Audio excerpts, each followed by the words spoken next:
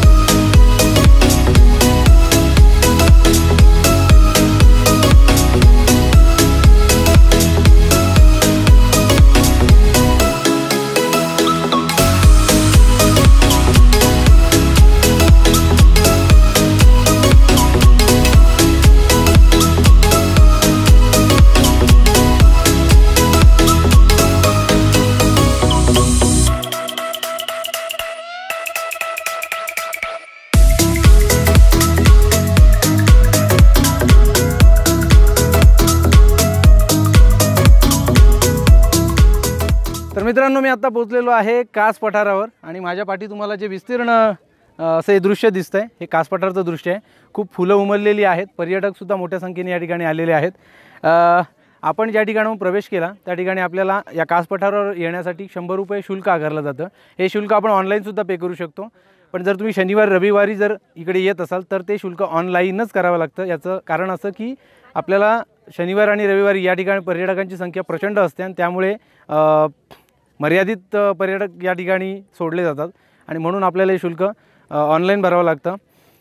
तिथून पुढे आल्यानंतर आपल्याला पार्किंगची व्यवस्था केलेली आहे. आपल्याबरोबर आणलेलं वाहन आपल्याला त्या ठिकाणी पार्क करावं लागतं आणि त्या ठिकाणाहून इथे म्हणजे मुख्य पठारावर येण्यासाठी बसची व्यवस्था केलेली आहे आणि 10 रुपये प्रति माणसी तिकिटाचं शुल्क आकारलं जातं आणि आपण त्या बसने इथपर्यंत येऊ शकतो, जसं आपण तिथे प्रवेश केला मगाशी थोड्या वेळापूर्वी.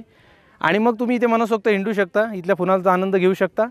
आता या ठिकाणी डोक्यावर सूर्य आहे, ऊन पडलेलं आहे, परंतु हवा इतकी थंड आहे की इथे उन्हाची तीव्रता आहे ती अजिबात जाणवत नाही आहे.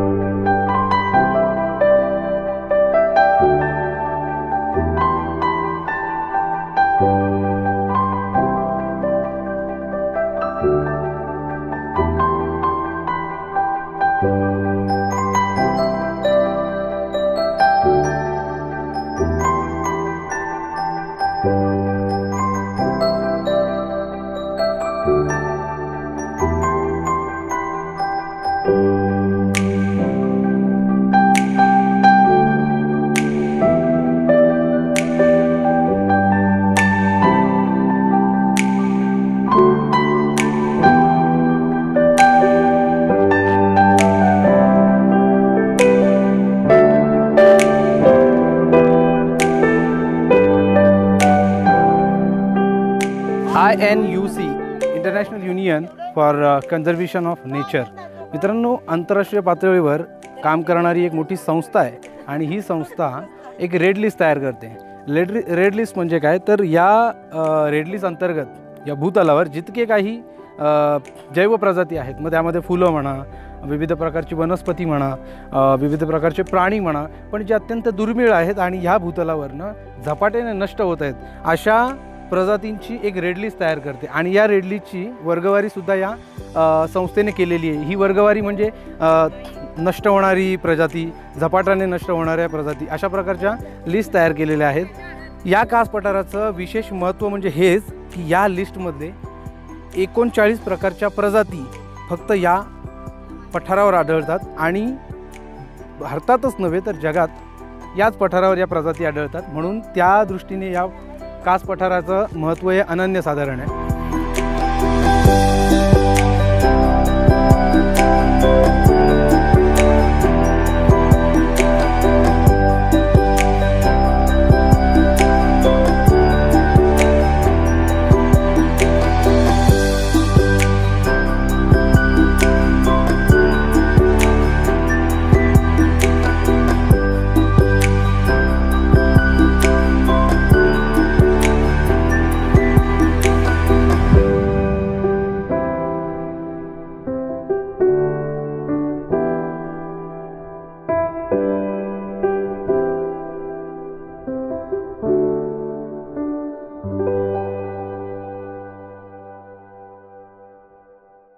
मित्रांनो, 2011 साली ह्या कास पठाराला वर्ल्ड हेरिटेज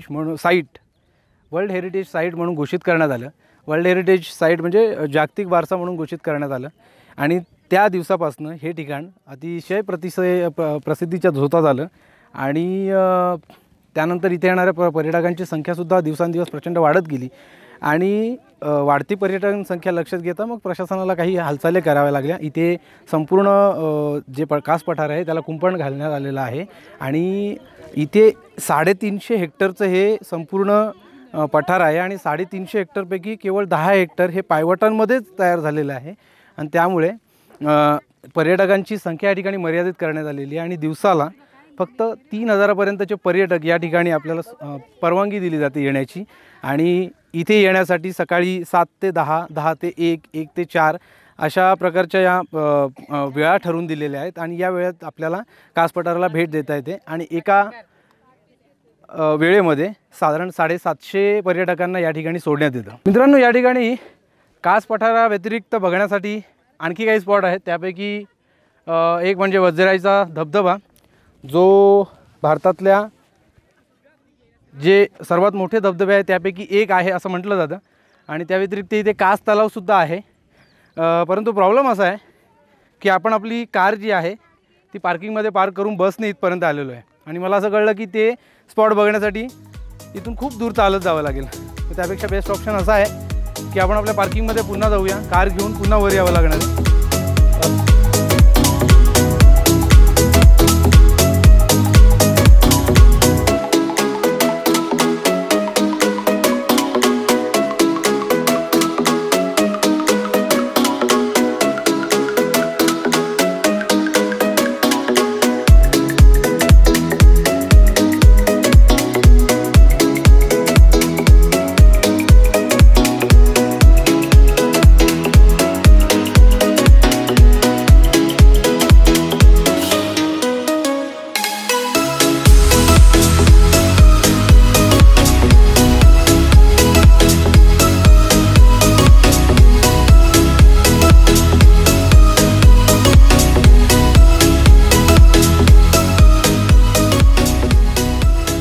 मित्रांनो, कास पठाराहून बामणोलीच्या दिशेने जाताना साधारण एक 3 ते 4 किलोमीटर आल्यानंतर कास तलाव लागतो. कास तलावाच्या पुढे वज्राई धबधबा लागतो. आणि मी आत्ता आपली गाडी त्या ठिकाणी साधारण पार्क केलेली आणि तिथून 5 मिनटं पुढे चालत आल्यानंतर हा वज्राईचा धबधबा आपल्याला इथे बघायला मिळतो. भारतातल्या प्रमुख धबधबे जे आहेत, सर्वात उंच धबधबे जे आहेत, या प्रमुख धबधब्यांपैकी एक उंच धबधबा असलेला हा वज्राईचा धबधबा आहे. या धबधब्याचं वैशिष्ट्य असं की 12माही धबधबा हा चालू असतो. त्याचं कारण असं की याच धबधब्याच्या पाठीमागे कास तलाव आहे, जो तलाव संपूर्ण सातारा शहराला पाणी पुरवठा करतो. आणि त्या तलावातनं जो पाण्याचा विसर्ग होतो तो या वज्राई धबधब्यामार्फत उतरतो आणि हा वज्राई धबधबा जो आहे तो कुरमोडी नदीपासून तयार झालेला आहे.